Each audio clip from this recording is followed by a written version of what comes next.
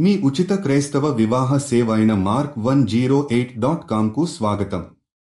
పరలోక తండ్రి, ఈ శనివారం మేము నీ ముందు విచక్షణతో వచ్చి అడవులు మరియు వన్యప్రాణుల పరిరక్షణ కోసం ప్రార్థిస్తున్నాము. యేసయ్యా, నీవు సృష్టించిన ప్రకృతి అద్భుతం. పక్షులు, జంతువులు, చెట్లు మరియు నదులు ఇవన్నీ నీ శక్తి, నీ ప్రేమ యొక్క ప్రతిబింబాలు. మేము ఈ ప్రకృతి వైభవాన్ని మనం కాపాడుకోవాలని నీవు మాకు బుద్ధిని ప్రసాదించమని ప్రార్థిస్తున్నాము.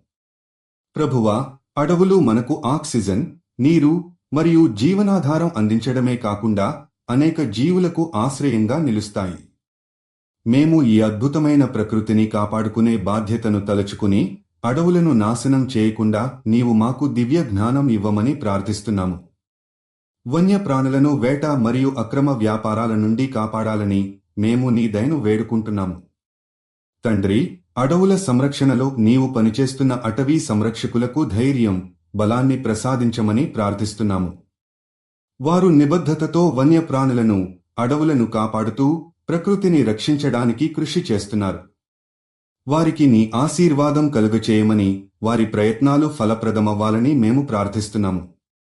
యేసయ్యా, మేము సమాజంలో ప్రకృతిని ప్రేమించే మనోభావాన్ని పెంపొందించడానికి నీ దివ్య జ్ఞానం కోరుతున్నాము.